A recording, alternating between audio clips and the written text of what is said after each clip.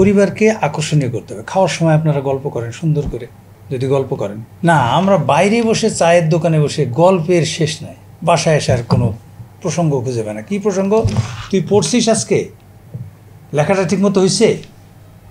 বাচ্চা তো এটাতে আনন্দ পায় না। বাচ্চা আনন্দ পায় এসে সে একটা তার দাদার আমলের একটা গল্প করবে, খুব মজার গল্প, সেটাতে খুব আনন্দ পাবে। সন্তানকে আপনাকে বুঝতে হবে, যুগের সাথে তাদের যে পরিবর্তনগুলি সেগুলিকে সহনীয় পর্যায়ে আপনাকে আনতে হবে। পারিবারিক মূল্যবোধটার ব্যাপারে আসলে আমি নিজেও কিন্তু মাঝে মাঝে চিন্তা করি যে আমি কি ঠিক আছে কিনা। তো দেখেন, যখন একটা মূল্যবোধের প্রশ্ন আসবে তখন কারা কারা এই মূল্যবোধের সাথে সম্পৃক্ত আমাদের কিন্তু এইভাবে চিন্তা করতে হবে। আমরা শুধু যদি মনে করি যে আমার সন্তানের পারিবারিক মূল্যবোধ নাই, সেটা কিন্তু ঠিক নাই। মূল্যবোধটা কার প্রতি দেখাবে? সে রেসপেক্ট দেখাবে বড়দের প্রতি, আমরা ছোটদেরকে স্নেহ দেখাবো, আর ভালোবাসা সবাইকে দেখাবে। তাহলে এখানে কিন্তু গিভ অ্যান্ড টেক অথবা একটা পারস্পরিক সম্পর্কের ব্যাপার আছে। এই জন্য পারিবারিক মূল্যবোধটা যদি সৃষ্টি করতে হয় তাহলে একটা আদর্শিক পরিবারের ধারণা আপনার মধ্যে থাকতে হবে, গার্জিয়ানের। তা আমাদের দেশের বেশিরভাগ মানুষ আমার মনে হয় আমরা গাইতে গাইতে গায়ক হওয়ার মতো, না জানি লয়, না জানি তাল, না জানি সুর, না জানি বলয়, কিছু জানি না, কিন্তু আমরা গায়ক হয়ে গেছি। তো পরিবারের কর্তা ব্যক্তি তো হয়ে গেছি সময়ের প্রেক্ষাপটে, তাই না? একদিন ছোট ছিলাম, আস্তে আস্তে বড় হয়েছে, বাবা বিয়ে দিয়েছে, বাচ্চা কাচ্চা হয়েছে, পরিবারের কর্তা হয়ে গেছে। এখন চাকরি বাকরি করি, ইন্ডিভিজুয়াল পরিবার পরিচালনা করছি। কিন্তু আমরা কে কতটুকু চিন্তাশীল এই ব্যাপারে? আমি কিভাবে আমার পরিবারকে দেখতে চাই? যদি আমি আমার পরিবারকে দেখতে চাই এমন করে, আমি একটা ছোট্ট উদাহরণ দিই। আমরা ছোটোবেলায় যখন স্টুডেন্ট ছিলাম, আমার মনে পড়ে যে সন্ধ্যায় খাওয়ার পরে, রাতে খাওয়ার পরে বাবার বিছানায় আমরা ভাই বোনরা বসি নাই, এরকম কোনো কাহিনী নাই। এবং এইটা একটা প্রতিযোগিতা ছিল যে কে বাবার গা ঘেঁষে যায় বসতে পারবে। সেই দিন কি এখন আছে? তাহলে হারালো কীভাবে? শুধু কি সন্তানরাই দেয় তা কিন্তু না, আমরাও কিন্তু পর্যাপ্ত সময় বাচ্চাদেরকে দিচ্ছি না। আমরা ফর সাম হট কী কারণে আমরা নিজেরাও জানি না, ব্যস্ততার উপর ব্যস্ততা। তো যার জন্য আমরা কিন্তু প্রপার সময়টা দিচ্ছি না।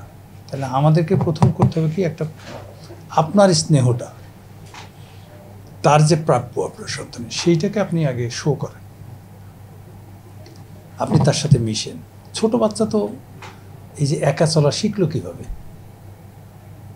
যখন সে দেখলো যে আসলে আমি আর সঙ্গী পরিবারের কাউকে পাচ্ছি না, সময় তো বসে থাকবে না, তখন সে প্রথম একা একা গুনগুন করা শুরু করলো, তারপর মোবাইল দেখা শুরু করলো, তারপর একটু বড় হলে বাইরে যাওয়া শুরু করলো, তারপর 2-4টা বন্ধু বান্ধব পেলো, এরপরে তো বাইরের টাকা টানতে শুরু করলো, ঘর আর টানে না, খাবার খেতেও আসে ঘরে আসতে চায় না, এসে উল্টা মার কাছে টাকা চাই, 200 টাকা দিয়ে দাও, আমি দুপুরে আসতে পারবো না। তার মানে কি দেখেন, নিত্য প্রয়োজনীয় জিনিস যেটা খাবার, সেটাকেও এখন অ্যাভয়েড করতেছে। তো সেই জন্য আমি মনে করি যে প্রথম থেকে পারিবারিক মূল্যবোধ তৈরি করার জন্য স্ট্রং বন্ডিংটা খুব জরুরি। সন্তানকে আপনাকে বুঝতে হবে, যুগের সাথে তাদের যে পরিবর্তনগুলি সেগুলিকে সহনীয় পর্যায়ে আপনাকে আনতে হবে। খুব একদম রিজিড হলেও আপনাকে চলবে না। আপনাকে চিন্তা করতে হবে যে সুস্থতার মধ্যে থেকে যেন সে সহনশীল অবস্থায় পরিবেশের সাথে মিশতে পারে, নিজের সময় দিতে হবে। পরিবারকে আকর্ষণীয় করতে হবে। খাওয়ার সময় আপনারা গল্প করেন সুন্দর করে, যদি গল্প করেন না, আমরা বাইরে বসে চায়ের দোকানে বসে গল্পের শেষ নাই। বাসায় আসার কোনো প্রসঙ্গ খুঁজে পায় না। কী প্রসঙ্গ? তুই পড়ছিস আজকে, লেখাটা ঠিকমতো হয়েছে? বাচ্চা তো এটাতে আনন্দ পায় না। বাচ্চা আনন্দ পায় এসে সে একটা তার দাদার আমলের একটা গল্প করবে, খুব মজার গল্প, সেটাতে খুব আনন্দ পাবে, তাই না? আপনি তার মাছটা বেছে দেন একটু, দেখবেন সে কত আগ্রহ নিয়ে খাচ্ছে। আমরা তো সেইটা ওইভাবে করি না। আমাদের মায়েরা কিন্তু করেছে, আমরা করি না, কিন্তু আমাদের মায়েরা কিন্তু করছে।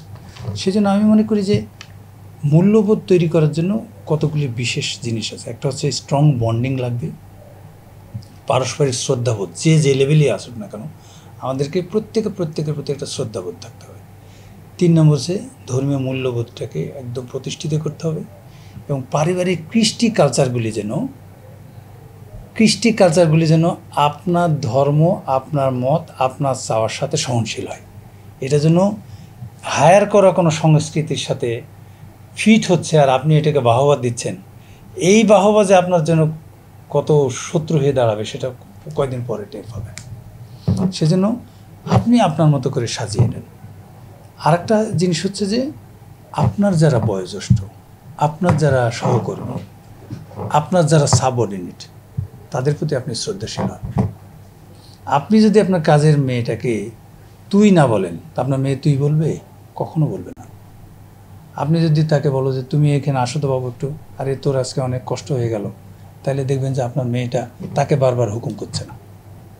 আর আপনি যদি বলেন এই এটা কর, সেটা কর, অমুক কর, তমুক, এইটা করিস না, সেটা করিস না, সে আরও করবে, ছোটো মানুষ। সুতরাং প্রত্যেকের প্রতি আপনাকে দায়িত্বশীল যদি আচরণ করেন, শ্রদ্ধার সাথে দেখেন, আপনার ড্রাইভারের সাথে, আপনার কাজের লোকের সাথে, আপনার দারোয়ানের সাথে, আপনি বিশেষ করে যত সাবঅর্ডিনেট আছে তাদের সাথে যত আপনি পোলাইট হবেন, আপনার সন্তান সন্ততি তাদের প্রতি তত সহনশীল হবে। এবং এটা কিন্তু একটা বড় টিপস, যে তারা মনে করে যে আমার বাবা মা যদি এরকম করে তাহলে আমাদেরও করা উচিত। আপনি আপনার মা বাবাকে যেরকম করে দেখবেন, আপনার সন্তান আপনাকে সেভাবে দেখবে, এটাই স্বাভাবিক। এক্সাম্পল মানে exception never be the general example, তাই না? কিন্তু এই জিনিসগুলি আমরা অনেকেই হয়তো খেয়াল করি না। আপনি আপনার অফিসে যাচ্ছেন, অফিসের লোকজনের সাথে আপনার কী রিলেশনস, আপনার সন্তানরা খেয়াল করে না তা কিন্তু মনে করে না, তারা কিন্তু খেয়াল করে। তারা যদি দেখে যে না, বাবার সাথে সবার খুব ভালো সম্পর্ক, সবাইকে গুরুত্ব দিয়ে চলে বা সবার মর্যাদা রক্ষা করে চলে, তারা কিন্তু এই প্র্যাকটিসটা করবে। মাঝে মাঝে তার বন্ধুবান্ধবের খোঁজ নেবেন, তার ফ্রেন্ডকে, সে নামাজ পড়ে কি না, সে কোথায় যায়, কি করে, তার বাবা মা কি, একটু একটু খোঁজ নেবেন। খোঁজ নিলে হবে কি, ওইটাকে আপনি বাড়তে দিবেন না ওইখানে অন্যদিকে ডিরেক্ট করবেন, এগুলো দরকার আছে। একসাথে যদি কিছু কমন কাজ করা যায়, যেমন একসাথে খাওয়া, একসাথে কোরআন পড়া, একসাথে নামাজ পড়া, কিছু কমন জিনিস যদি একসাথে হাঁটতে যাওয়া, বা একটা ফিক্সড টাইম করলেন যে আমরা 15 দিন পর পর একটা সময় কাটাতে যাবো, একটা রেস্টুরেন্টে খেতেও যেতে পারেন, অসুবিধা নেই। তো সেইগুলি করলে দেখবেন যে এই বন্ধনগুলি আসছে এবং মূল্যবোধটা ওইভাবে তৈরি হচ্ছে। সত্যি কথা বলতে কি জানেন, আমাদের সময় আদর্শিক জিনিস দেখতে হতো না, চোখ খুললেই দেখা যেত। হয় নিজের বাবার মধ্যে দেখতাম, নাহলে বোনের মধ্যে দেখতাম, নাহলে ইমাম সাহেবের মধ্যে দেখতাম, নাহলে টিচারের মধ্যে দেখতাম, নাহলে মেম্বারের মধ্যে দেখতাম, নাহলে চেয়ারম্যানের মধ্যে দেখতাম, নাহলে বড় ভাইয়ের মধ্যে দেখতাম। এখন কিন্তু খুঁজতে হয়। তো খোঁজাটা তো আর আপনি বাইরে তো আর খুঁজে পাবেন না, বা পেলেও আপনার ওই পরিবেশটা আপনি চেঞ্জ করতে পারবেন না। আপনি আপনার বলয়টাকে দেখেন, আপনার বলয়ে সেট করেন ওইগুলি আদর্শিক, তাহলে একটু একটু নীতি নীতি সন্তানদের মধ্যে মূল্যবোধ তৈরি হবে। এটা আমার বিশ্বাস।